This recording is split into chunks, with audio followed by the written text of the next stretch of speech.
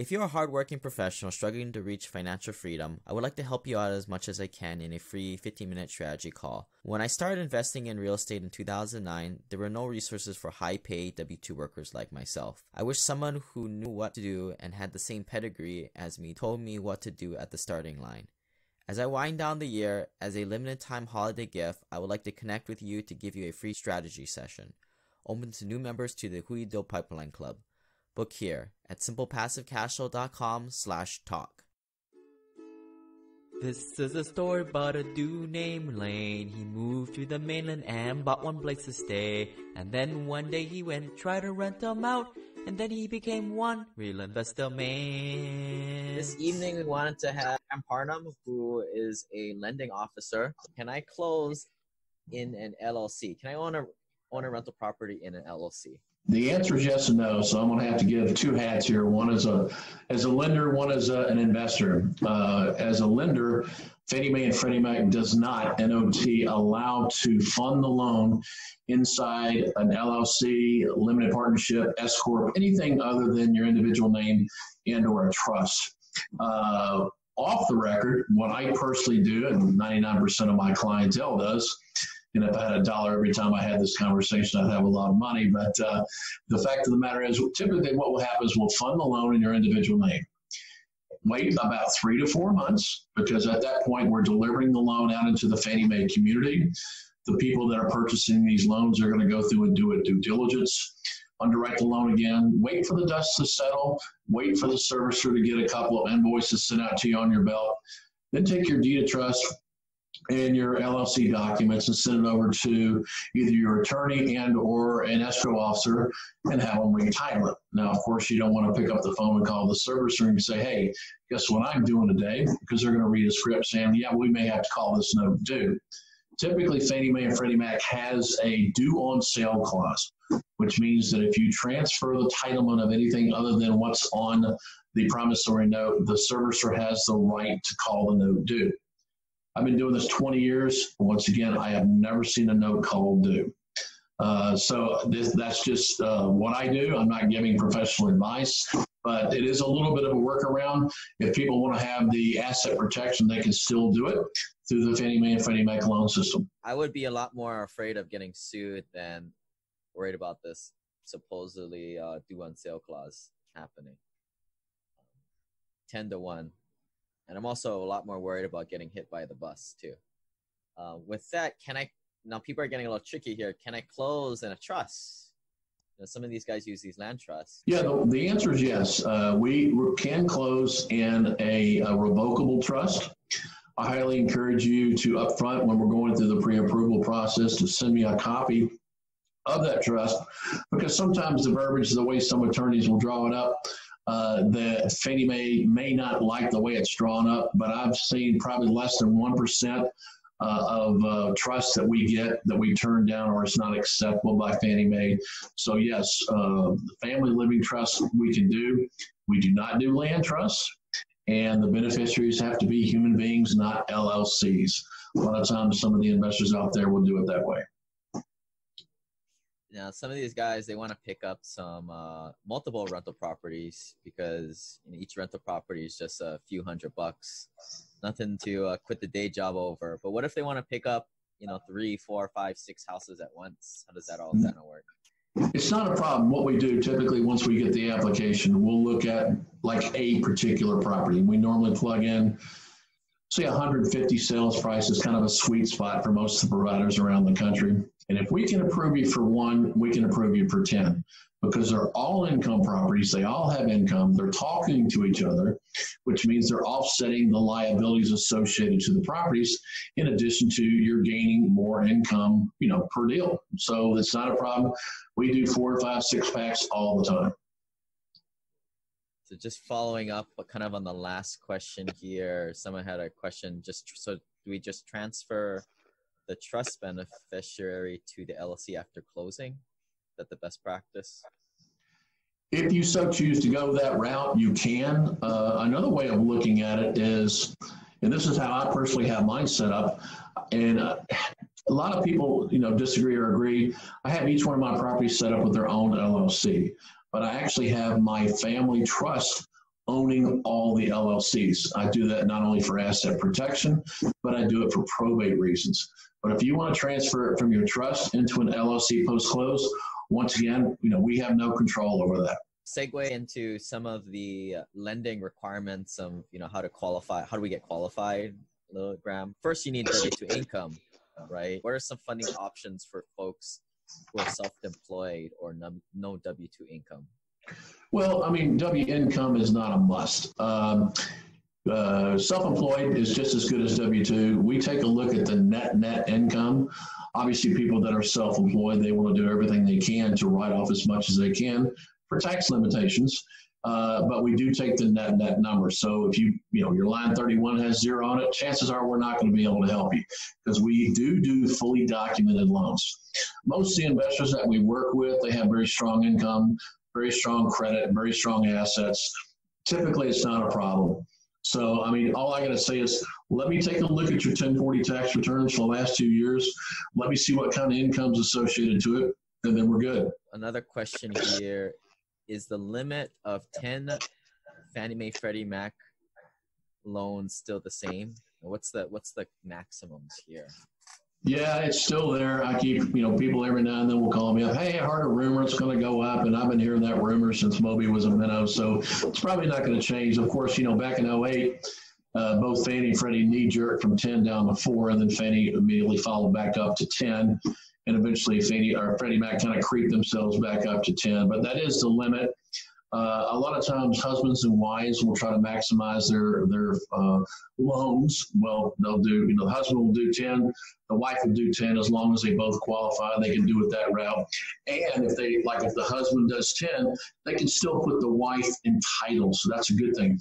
That recently changed, where it used to say, if you own a 1 to 4 family property, and it has a leverage against it, it's counted against you. So that's gone away. So that's a good thing. So the husband can do 10, the wife can do 10. Post-close, if you were to go the LLC route, go that route. If you just want to put this spouse on the title, then go that route. And if somebody has some commercial loans, non-Fannie Mae Freddie Mac, do those count against the 10 Fannie Mae Freddie Mac? It's commercial loan is separated by properties, okay? Any 1 to 4 family loan that has leverage that you personally are the guarantor of counts against you. As an example, if you have an apartment complex, 99% of the time, the apartment lenders or the commercial lenders are going to require you to put it into an LLC, and a very high percentage of the time it's non-recourse, okay? So we do not count those against you. Only the 1 to 4. We had a guy the other day, he decided to put 6 properties into one commercial loan, and thinking that he could accomplish what we're discussing now and kind of wipe it off the plate so he can still grow. Well, the problem is that the lender still had him as the guarantor of the note. On a non-recourse commercial loan, the individual's not a guarantor of the note, the LLC is. That make sense? Got it. So it's that loan guarantor, that's the trigger. That's the key. In a 1 to 4 category, if they're a guarantor of an apartment complex, we don't count that against them, because it's not a 1 to 4 family, which is considered residential lending. All right. So I got another question here. And if your net worth is under $500,000, or you make less than $400,000 a year, put your earmuffs on, because this does not apply to you and just confuse you even more. But going back to the whole W-2 income thing, say you're using conservation easements to deduct some active income via some passive losses or some charitable donations with that conservation easement. Does that affect your AGI to getting that loan? Does that take into account?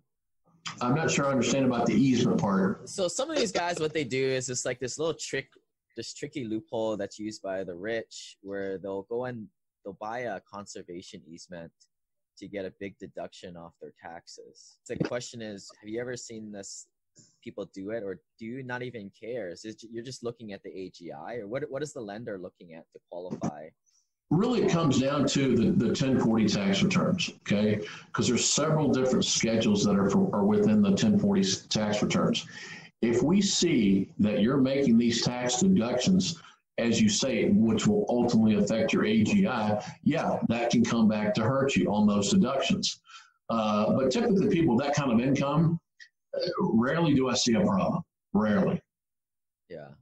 I mean, they what they're probably doing is they're probably bringing it down to $200,000 of AGI at that point, and that's probably more than enough. I guess absolutely. To get specific here, when a lender looks at a profile, are they looking at the AGI or are they looking at top line revenue or? No, it's a net. It is a net. That will take into account all schedules. If you, especially Schedule E, if you write a bunch off on Schedule E, that can come back to haunt you. But yeah, once again, it's all math. And again, that's just like give us that tax return up front. But I mean, like this guy tonight I was talking to, him and his wife are doing a huge exchange, about $1 million exchange, and they want to maximize their lending ability. So he wanted to do 10. The wife wanted to do 10. He made about $200,000 a year. The wife made only about 50. Well, the primary residence payment of their house in California was close to $5,000. Well, that crushed her if she was doing it by herself. Once again, it's all math. Yeah. So we'll move on to today's date is November 20th, 2019, and I say that because these lending terms will change from time to time. What is the current debt to income ratio that the lenders are looking for, and the credit score, and then what are some other? And those will vary depending on the lender. When we had the Dodd-Frank released in 2010, everybody said, okay, stop. We're going to stop at 45. Other lenders said, we'll go and do exactly what the DU findings said. DU findings is the desktop underwriting engine that's used by Fannie Mae. What all lenders will do, they'll collect the data, they'll put it into their loan origination program, they upload the data into the DU engine in the sky, and we get a response back immediately. And a lot of times those debt to income ratios can exceed the 45. Right now, our maximum is 50. You go over 50, 50.01, no, we can't do it. Right at 49 and some change, we'll do it all day. But that's what we do as a lender. A lot of lenders have their own flavor for risk, and they'll say, no, we really want to stop at 45. So, it just depends on the lender. And you had another question. I can't remember. So what was it? How do you calculate the debt to income? It's real simple. We take whatever their gross monthly income is, to take whatever their monthly debt is from the credit report, the primary residence expense, and it's simple math, okay? And there's a front-end ratio and a back-end ratio. The front-end ratio is just counting the primary residence payment into the income, and then the back-end ratio is counting that in addition to, car payments, student loans, whatever total debt, and then they come up to it with a number. Okay, after the division, it comes up with a percentage, and once again, 50 is typically the back end for us. Okay, so it's one or the other, then either the front or back end DTI calculation. Typically, the back end is the most important. How are we sitting in terms of credit score? What is the minimums that people need? And once again, that'll vary as well, depending on the lender. I've seen some lenders stop at 680. Some don't go below 700. The majority of them around 640, 660. We'll go down to 620. Okay, that's where our threshold is. And where's like the best rate at? 740 or higher. And the way the rates work, and a lot of people don't understand this, is there's 4 categories that make up rate.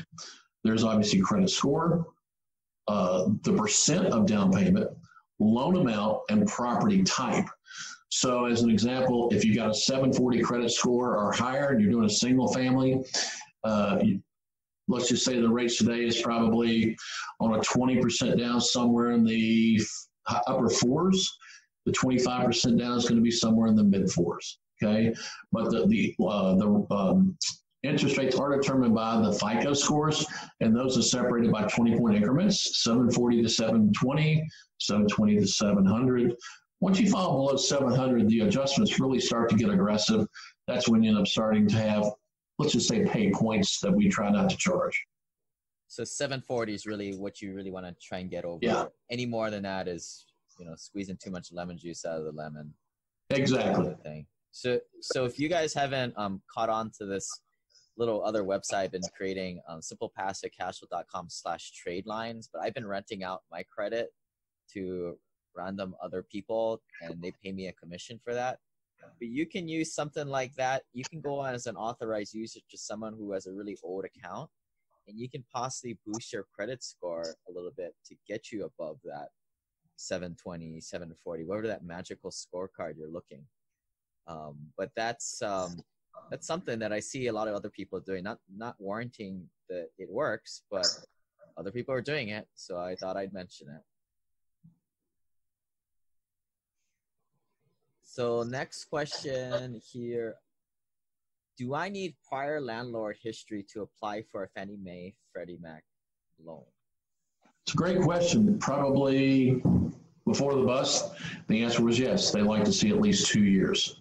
And what that credit means is, what are we going to give you back on the property as far as the income? The way it is today, we will give you 75% of what the property is being leased for, or what the average market rent analysis will be from the appraisal. Typically, they're about the same, okay? Years ago, it used to say, okay, you had to have 2 years landlordship or we couldn't give you credit. Now, although come December the 7th, it's changed just a little bit like it used to be before. And this is kind of, I hope I don't lose anybody, but let's try to put it into simple math. Let's say you have a $100,000 property and you were not, and then the way it stipulates in the new guidelines, doesn't matter about landlordship. It matters, do you have a mortgage? Have you been paying a mortgage? A lot of guys that I know that live in Hawaii, West Coast, they can't afford their primary residence because the prices are ridiculous, so they're renting. Okay, so it's really for these kind of individuals that we're renting, we have no mortgage history, they're coming to buy their first investment property. And how we address those come December 7th, according to Fannie Mae, is that let's say you buy a $100,000 house, then you're doing a 1% rule, you're getting $1,000 rent. So we're going to give you 75%. Now we come into $750. Calculating your principal and interest, tax, and insurance, you're now at $650. So with the $750, you're $100 ahead. With having mortgage experience, we'll give you the $100. With not having mortgage experience, we will not give you the $100, but we will offset the debt. Does that make sense? Right. And going back to the last question, which FICO score are we using out of the three, or is it an average? Or we pull all three bureaus and we use the middle score, whichever the middle score is for all three. Okay, and these guys are out there freezing their credit, make sure you unfreeze them before you get to us. Down payment amounts. I think we mentioned 20, 25%. What is your take on which to go with?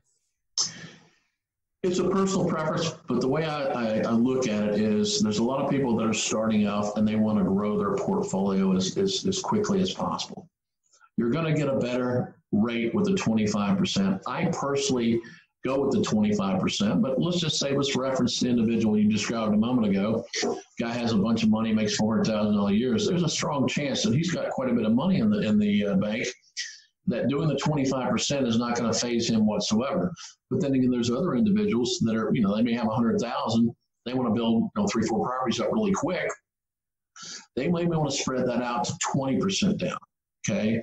So I highly encourage, and I ask them that question. I mean, we can get a better rate, but could you take that 5% and go get another property? Would that make more sense for you? And let them make that decision. But the down payment requirements right now are 20% for single families, all the way up to 10. And the 2 to 4 units, duplex to fourplex, is 25% down. Okay? Right. All this other FHA stuff, and all this VA stuff, that's all for owner-occupied properties. Now, we can do the 15%, but we have to get the PMI on top of that. The rate, there's a rate adjustment. And I can certainly send anybody a copy of my guide that kind of shows an example. It's just not worth it on paper to go 15%. Take the extra 5 and do 20% and avoid PMI. Yeah, and I'll chime in on that whole discussion of how much down payment you want to put down. Sophisticated investors don't really pay attention to the interest rate too much. That's a secondary thing. They're not going to pay or sunk down an extra 5% just to pay an extra quarter. Again, it's when you put down less, you juice your return on investment. Of course, that can be dangerous, right? So you have to go into deals that cash flow so you have that adequate buffer. So like for me, what I would used to do is just 20% and make sure that the deal's cash flow. That's what it's all about. Stay out of that PMI. So I mean, we're not flipping. We're not doing trying to gain appreciation. We're trying to get cash flow. Right. So how does the closing process work if guys out in Hawaii or California, poor soul, has nothing, can't buy anything that cash flows out there, but they're buying out of state, right? I mean, is this all done online? How does walk us through the process? I mean, demystify it this for us. Well, people that are a little nervous at first, okay? And quite frankly, when I jumped in and did my own rental property back 15 years ago, I was a little bit nervous myself. Once you stick your toe in the water and get one on your belt, trust me, it's real easy after that. What we typically, and everything can be done online. The only thing that cannot be done online is the closing documents, which has to require mobile notaries or any type of notaries. The way it works is we gather all the information from you over the internet. You fill out the application online. We'll send you out a list of items that we need to validate your earnings and assets, like tax returns, bank statements. Once we get us that, it takes about a day and a half to get your credit approved. Put you back in your court lane. You then at that point send them out to an affiliate. Once they find a property and secure a contract, the property's appraisal ready. We, close within 21 to 30 days. Once we're ready to close, we coordinate those efforts with the escrow title company to have a mobile notary come to the borrower's place of business, home, after hours, weekends, whatever's convenient for them. The mobile notary shows up. They sign the papers. They'll take the documents with them and overnight it back to the escrow company. The borrower's responsibility at that point is just to make sure they get the wire over to the title company for the down payment and closing costs. So really everything, living in Hawaii, it's not a big deal. I closed the one, a couple of months ago in Alabama. I've still yet to see that property. I'm super excited about a new program I'm rolling out that's going to reinvent scammy real estate education programs. So excited, like Marie Kondo cleaning stuff up excited. Announcing my new mastermind program, which consists of a closed member site with 27 packed weeks of content, plus bi-weekly group video conference calls to ask whatever. Half of the calls will be centered around granular investing tactics, and the other half will be holistic wealth building strategies that I have learned from the wealthy. That's 25 plus hours of group coaching and masterminding, and a secret Facebook group too. I know what you're thinking, not another flippin' Facebook group. Well, this one's gonna be different, more intimate, exclusive, and no cheapskates or shady vendors in it. I've been coaching individual clients over the past couple years, and I figured out what you guys need and a way to provide it in a cost-effective way. Learn more, go to simplepassivecashflow.com/journey and join before the first cohort fills up and the introductory pricing goes away. Yeah. So I think, when I was starting, my biggest fear is I'm buying a property, and it's not really like I'm buying a property. Everybody is colluding against me to buy this nothing, a fake piece of property. But when you're working with a lender, the lender is the biggest partner in this. They got 80% to lose, so they're doing the research they're doing the appraisal, they're doing the title research. So there's some nice peace of mind, and which is why I don't like buying things cash or doing anything burr. I mean, I don't know why you'd like to waste your time unless your net worth is under $200,000. I'm going to say, as an investor as well as a loan officer, leverage is your friend. Use it. Once again, I can shoot you a copy of my guide. I can show you an example of somebody taking $150,000 and paying cash for a property and seeing what their rental and net income is from that property with cash. Or they can take that $150,000, spread it over 5 houses at $150,000 throw with 20% down. Their cash flow is more than double than what they were to do doing just straight cash. So use your leverage. Use cash. I mean, cash is king, but still use the leverage. Yeah. So at this time, I'd like to open it up for if anyone's got any basic question. We have some really doozies put in there by people. I don't know why they're still buying single family homes. They're doing some tricky things. But first question, can I lump multiple properties into one loan? Unfortunately, no. The Fannie Mae and Freddie Mac does not allow that. There was some blanket loans years ago before the bust. They would allow for that.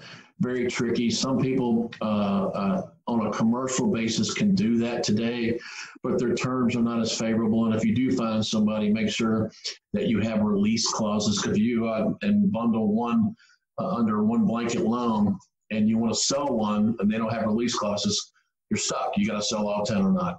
But I mean, they're very hard to find and the terms are not that great. So this next question is about duplexes, triplexes, or quads. I'll caveat saying, like, if you make a pretty good salary and your net worth is like $500,000 or more, you're probably going to go to bigger syndications. You're probably going to unload these properties soon. That's why I advocate for those type of guys to go after single family homes, because the exit strategy is just stronger. Despite, yeah, they do cash flow better on paper, but usually have like a subpar tenant at $800 rents or less. But my opinions aside, Graham, maybe talk to us about lending on those 2 to 4 units. You can still get Fannie Mae, Freddie Mac, right? Well, since you gave your opinion, I'm going to have to give you mine.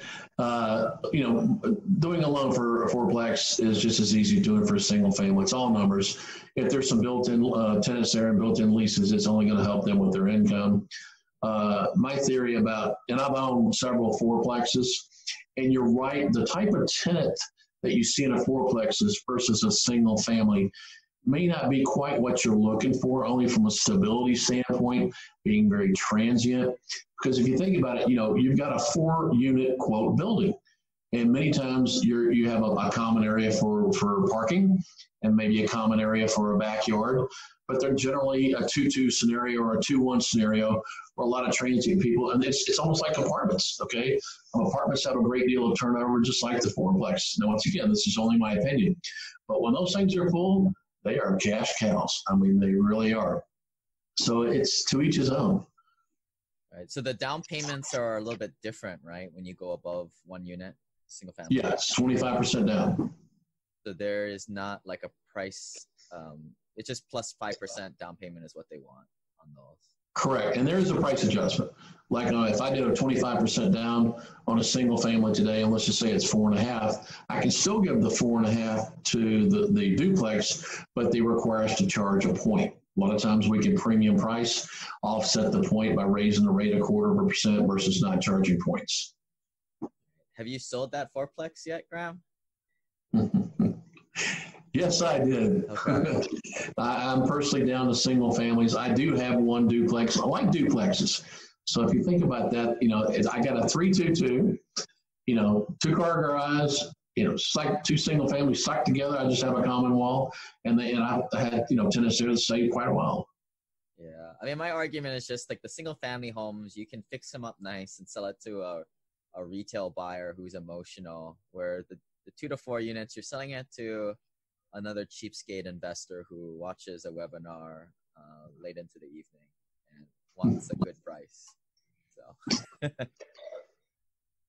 so let's I'll be selling some property here in a couple of months. Yeah, maybe you can sell it to somebody at the local RIA. I hear that's what they'd like to buy. Yeah, if you need a really couple cool townhomes, I got some for you.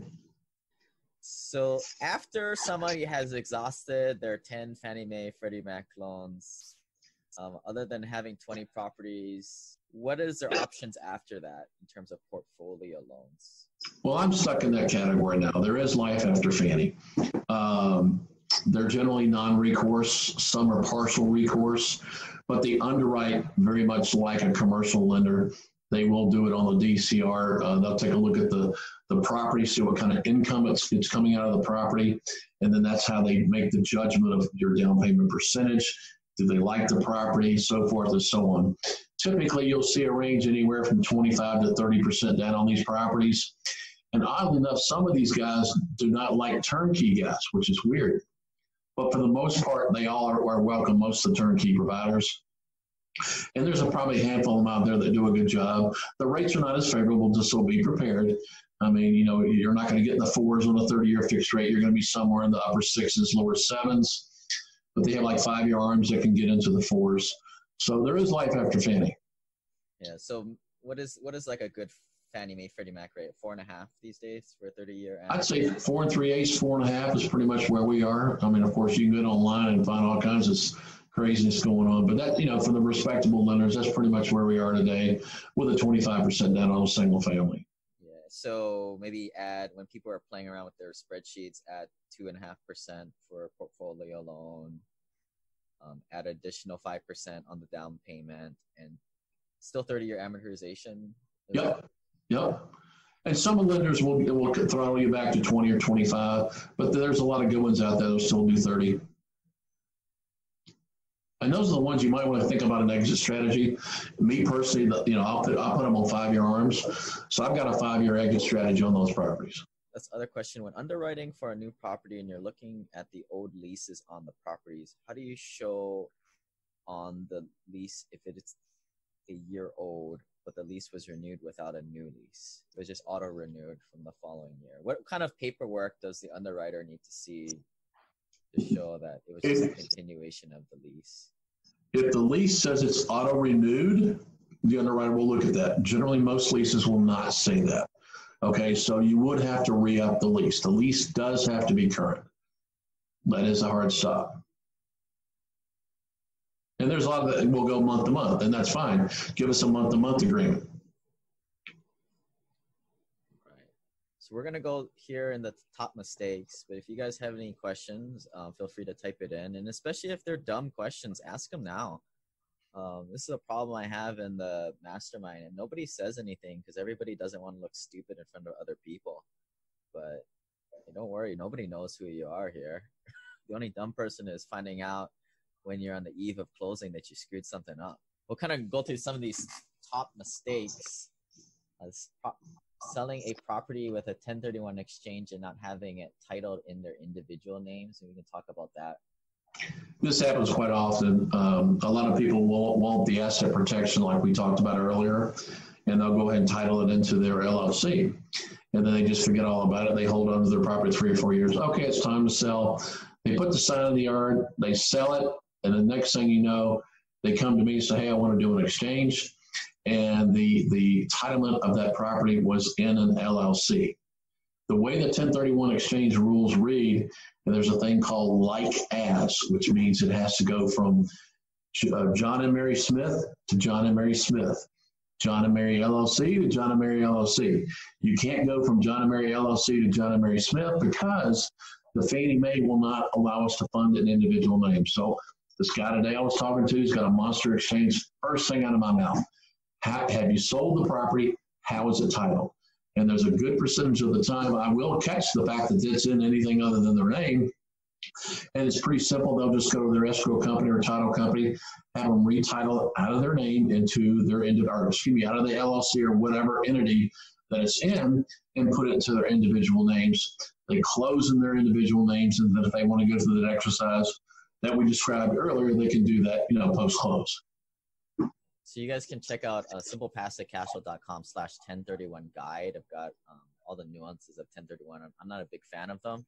I write about it there. It's a tool to be used in the right situation for sure. Here's a good one you put here, Graham.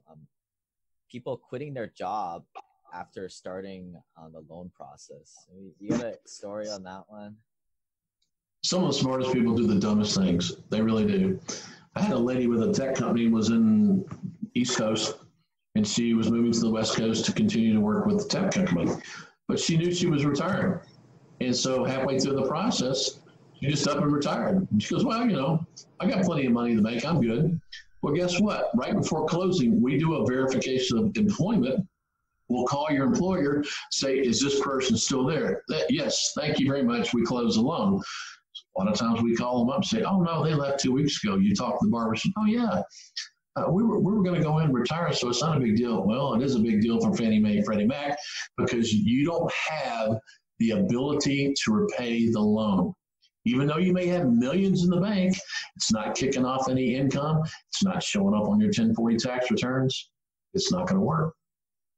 I'm thinking back on my experience when I was picking up these properties, and it was it's always very complicated process. But the whole Fannie Mae, Freddie Mac doesn't just want to see, they want to see seasoning of funds. They don't want to see like money showing up out of nowhere for a non-owner occupied property. They don't want to see your mommy and daddy just putting 50 grand in your bank account, and they want an explanation for every, what is it, like half the amount of your paycheck or something like that? Maybe you can talk about yeah, it's a percentage, and I believe it's either 25 or 50. I'll have to ask. I don't get involved with that too much. But yeah, I mean, I see that all the time. Kid graduates from college, dad's, real estate guru. Here, son, here's 50K. Go buy your first rental property. He calls me up, let's go. Next thing you know, we look at the bank statement. Here comes 50 grand on one of his bank statements. Where'd it come from? Well, dad gave it to me. Sorry, can't use it. That's called a gift, G-I-F-T. Gifts are only allowed on primary residence transactions, not on investment. Okay, so yes, you'd have to let those funds sit in your account for 60 days, because when I look at your last 2 months bank statements, I don't want to see that 50 grand coming in there. I want to see it sitting there for 2 months. But as soon as that's sitting in there, you're good to go. Well, we don't ask questions beyond that. I don't care if it's drug money. I don't care how they got it, as long as it's there. And so I tell people, I don't care how you make your money. Hopefully it's legal, but then you got to put it into these deals. Like, other than the down payment, you need some cash reserves for some of these. There's a new formula that Fannie Mae came out with, about a year and a half now. It used to be 6 months on the subject property, and then 6 months on every property thereafter. What that means, 6 months, is principal and interest, tax and insurance times 6. Now what it is, it's an aggregate loan amount of anything that's leveraged. As an example, you've got 2 properties, and they're both 50. The balance on those 2 loans are 50,000. For the 1 to 2 properties, they require a 2% reserves, 2% of 100,000, $2,000. It graduates up from I think that's 1 to 4. And then 5 to 6 is another. I think that goes to 4%. And then I think it's 7 to 10 and thereafter it's 6%. Now, the good thing about that is you can use your 401k non-liquid accounts for that. So a lot of times people do kind of freak out and go, I don't have enough reserves. Well, do you have a 401k or some kind of a retirement account? Well, yeah, we'll take that all day long. We'll give them 100% credit. Used to be only 60%. Now we're giving them 100%. Here's another one that actually came up with one of my clients. They opened up new debt and started the loan process and did not give you guys the heads up. The way it works is at the end, we will call and do a verification of employment, but we'll also do a soft pull, not a hard pull credit. When we do loans, our company will pull it once. If you want to do, like we described earlier, do 4 or 5 loans in a period of 120 days, you only get it pulled once, okay? But before we go to close, we'll do a soft pull, which will not impact your credit score, just to make sure there's no additional liabilities. Bottom line is, your job as a borrower is to be forthright with me as possible, because the borrower and myself, we're going to write a book. I'm going to present this book to an underwriter. But you don't show me that chapter, and all of a sudden, here comes that chapter at the end with you, getting a new car and buying a boat, whatever, completely blows your GT out of the water. That's your fault. Right. And I always say, have this conversation over the phone. Try not to put it in an email in case something may not be right. Or like HELOCs. Differently. HELOCs are a great example with that. A lot of people want to use the equity that's built up in their properties, like in Hawaii, as you say, there's a bunch of it.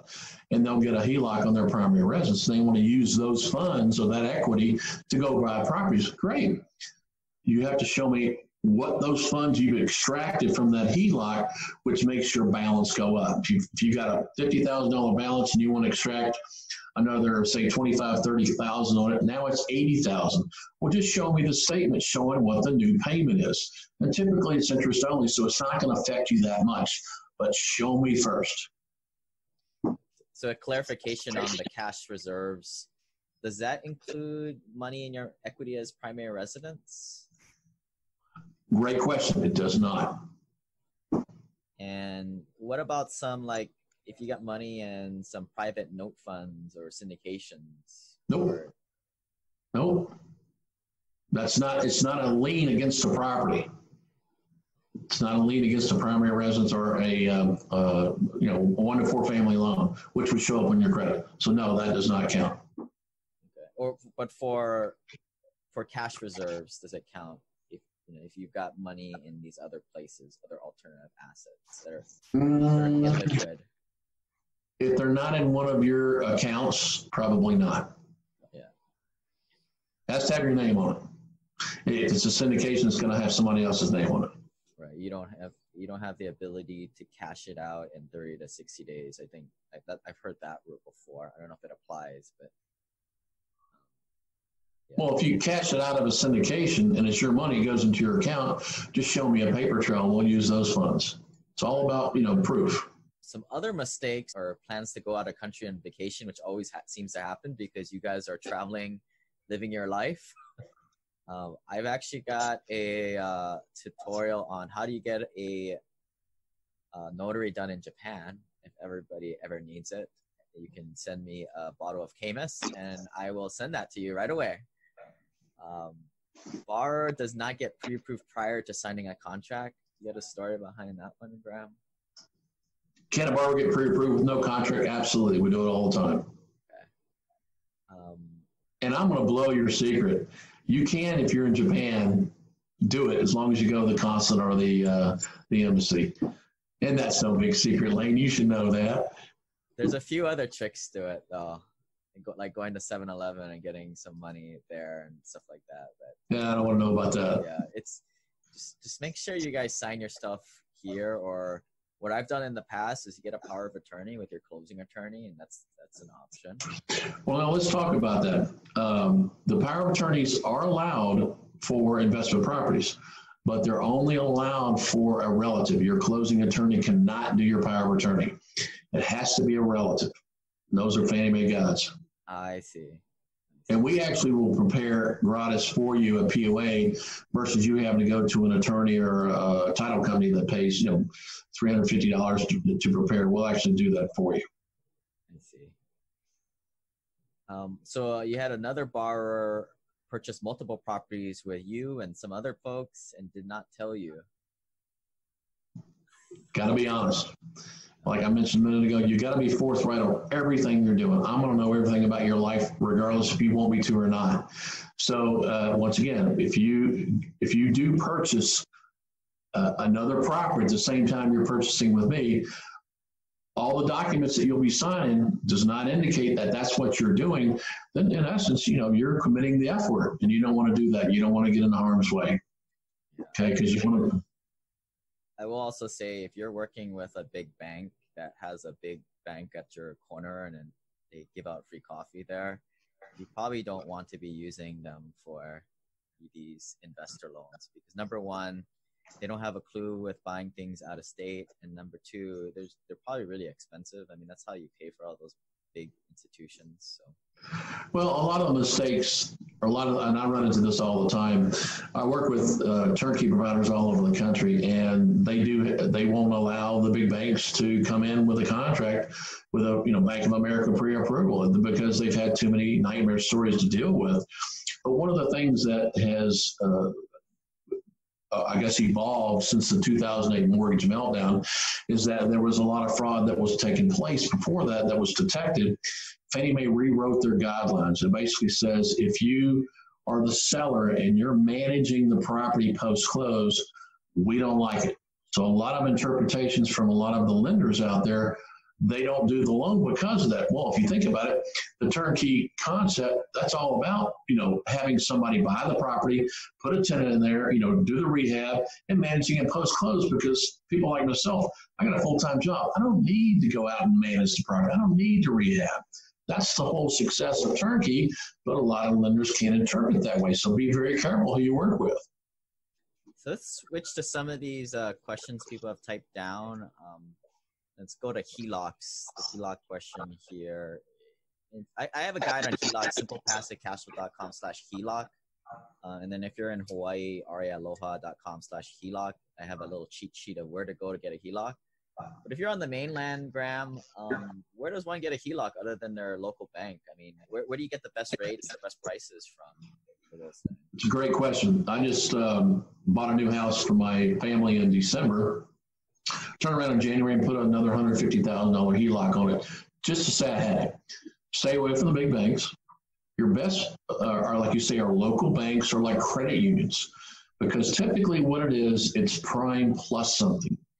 And I've seen HELOCs go from prime plus 2, which is pretty expensive. I lucked out and I got prime plus 0. So you just got to figure out what the price is on those and how easy it is to get them. Once again, these banks to underwrite self-employed people, to figure out this kind of concept, it just blows their minds. So stay away from the big boys. Credit unions are good. Local small banks are good, especially where you bank. Do you, and sorry, just clarification on that. That is on investment properties, right? No, primary residence. Primary residence. Investment properties, I don't know of anybody out there doing a good job or anybody that I would do business with, because it's like prime plus 5, which is ridiculous. But I've only known one person doing that.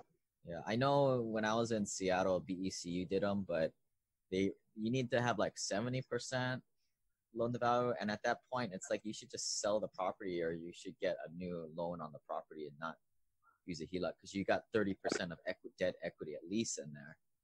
And the tricky thing that I found with these HELOCs is these guys, they always get a really conservative appraisal to benefit them and try to cover them. That you never really get as much equity out of it than you really should. They're a great tool. They really are. I recommend them all the time. Let's say I'm running short of funds for whatever reason. Some guy comes at me and says, "Hey, I got this great deal of this property over in Indianapolis. You want to buy it?" I'm going, "Yeah, I'm just short of funds this month." Well, I go tap my HELOC and off I go. So, and then I just turn around and pay it off in a couple months down the road. So it's a great little tool. Got to buy the daughter a new car, graduation, buy it, pay it back. That's the great thing about it. You use it and then pay it back. All right. Do you fund short-term rental properties? Is there a Fannie Mae Freddie Mac program coming out for that, or? No, those are private money. That's hard money, because it's all long-term. That's why our rates are the way they are. Short-term money, that's the way their rates are. So they're in the 10, 12, 15% rate. It's all about cost of doing business. So no long-term financing on short-term rentals. They're going to look at it like a long-term. Right. I think for those of you guys who missed that, for a lot of these rental properties, you're going to have to show rents.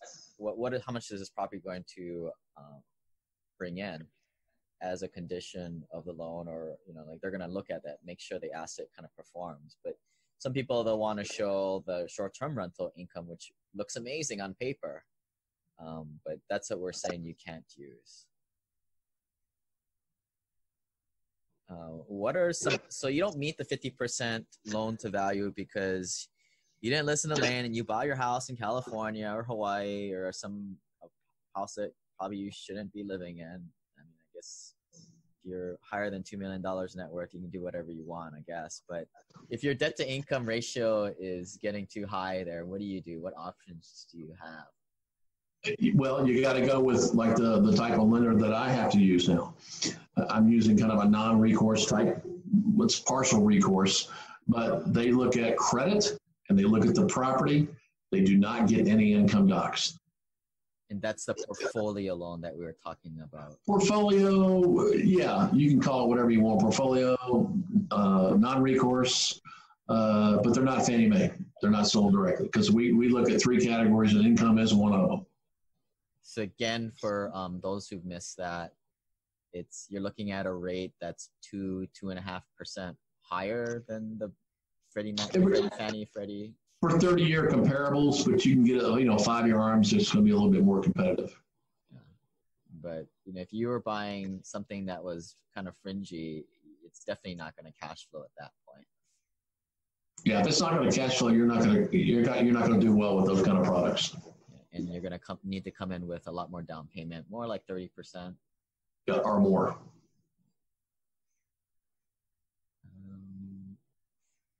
Someone else said they got their HELOC from PenFed. That's a good one. I've been looking to circle back with them. I hear that they're doing, and he can share that with us. I think it was Prime plus 2, maybe. And I think that's the only one out there that's doing it against investment properties. But if I was to have to pick today to get one on investment properties, it would be them. It says prime plus 3. But explain to the folks, what is prime and what is that secret ninja code mean? Prime is an index, okay, and it's ever moving. The adder is the margin. That's where the institutions make their money, okay? In this case, you know, the Penn Fed is making 3% margin, so they're comfortable with the loan. So it makes sense for them because it is a higher risk loan because it's investment property. So Penn Fed's got prime plus 3, and that's 80% loan to value on a non-owner occupied investment property, not a primary residence. Correct. Oh, let's get into the BRRRR stuff. They have an option to season the funds in there or do a cash out right away. So let's use the example. The guy buys like a piece of junk property for 50. They put another 50 in it, and all the BRRRR books tell them that the property is now probably going to be worth 120 to 140 or whatever. So they want to go and get a loan for 140, pull out all their equity and say BRRRR. Hashtag BRRRR. I can't wait to see you in December, and I'm going to give you a hard time about this BRRRR thing. I don't do it. I don't advocate for it because I think it's just too risky. I mean, unless your net worth is under $250,000, I mean, I don't advocate for it. Let me tell you how the cash out refinances work. There's a season and a non-season. Let's take an example. You buy a house for, say, 60. You put 20 into it. All right, now you're into it for 80. You get an appraisal for 100. We will give you full appraised value, but we're only going to give you 75% of that for a refinance. So now you're down to 75,000. Well, I've got 80 into it. I'm going to have to pay the difference. That's true. After the first 6 months, in the first 6 months, I'm only if the appraised value came in 100, and now we're at 75,000. I can only give you what you paid for it, which is 60,000. What about if you put you got some contractor receipts? No. Here's the way around it. Go get a private money. Put a lien against the property. There is no seasoning for a lien. That's called a rate and term refinance. That's not cash out, which cash out has more stipulations to it. So the hard money loan gave you a loan for cost plus, in this case, 80 grand, and we have a $100,000 appraisal, we will give you a $75,000 loan. You just got to pay that $5,000 off. That's the only way to do it in 6 months. After 6 months, it's the same thing applies. So the investor needs to decide if they want to take that 75% LTV or waste another half a year of their life and correct not making anything. Do they want their money now or later? That's what they have to decide. And that's where I'm like, well, if you would have just sunk your money into a cash flowing property, you could have been making all that money for 6 months. And this is all in a good scenario where this all works out, right? Right. So, but I get that quite a bit. Yeah, there is a trick to that non-season. Right. But anything else we think we missed that, your guys, a lot of the, you guys just and kind of jumped a little bit all around the place. It's too long. I think maybe people, if they're looking for a loan, I would suggest listening to this again. I mean, a lot of this is very complicated when you're first starting out, but for a lot of folks, they've heard this several times and they can pick up on the nuances. They can pick up when things change. Like, for example, the retirement, your 401k used to be worth 60%. And then when I was saying it was worth 80%, now it's worth 100% for cash reserves. Like nuances like that, you start to pick up. What I encourage, Lane, is tell them how they can get in touch with me. I've been dealing with investors for 20 years now, and for some crazy reason, you guys all ask the same questions over and over. So I said, fine, I'll go ahead and put it into a guide. It's a 75-page read, believe it or not, but it's a good guide. It touches on a lot of things we talked about tonight. But if you want to get a little bit more knowledge, I'll be glad to send you a copy. It's free of charge. Yeah, sure. How about people either shoot me an email, or if Graham, you want to put your email out, but either way, shoot me an email and I'll connect you guys with Graham. You guys can get access to that and read it, and hopefully maybe it puts you to sleep if you're insomnia, or maybe you learn something. Now, I've gotten a lot of compliments off that book, Lang, so don't go there. But yeah, if you guys are into the Burr stuff and want to get around other people doing the same thing, I'm starting a little spin-off group of the mastermind for those of you guys in the $500,000 net worth and below. Shoot me an email at lane@simplepassivecashflow if you want to pilot that out. But if you guys are looking to do more syndication stuff, more passive investor stuff, general wealth building, check out the main passive investor accelerator and mastermind, simplepassivecashflow.com/journey. And Graham, you want to get your email out there just so people can take Sure. It's G as in George, P as in Paul, A as in Apple, R as in Roger, H as in hat, A as in Apple, M as in Mike at highlandsmortgage.com. So G Parham at highlandsmortgage.com. Or you can call me direct. I have a toll-free number, 855-326-6802. It rings my cell phone after hours. So if you want to, you guys out there on the left coast or in Hawaii, you're welcome to call me after hours because I am 24/7. If I'm available, I'll take your call. Yeah, money never sleeps, and KMIS is for closers. We'll talk to you guys next time. This website offers very general information concerning real estate for investment purposes. Every investor situation is unique. Always seek the services of licensed third-party appraisers and inspectors to verify the value and condition of any property you intend to purchase. Use the services of professional title and escrow companies and licensed tax, investment, and or legal advisor before relying on any information contained herein. Information is not guaranteed, as in every investment there is risk. The content found here is just my opinion, and things change, and I reserve the right to change my mind. Above all else, do your own analysis and think for yourself, because in the end, you are the only person who is going to look out for your best interests.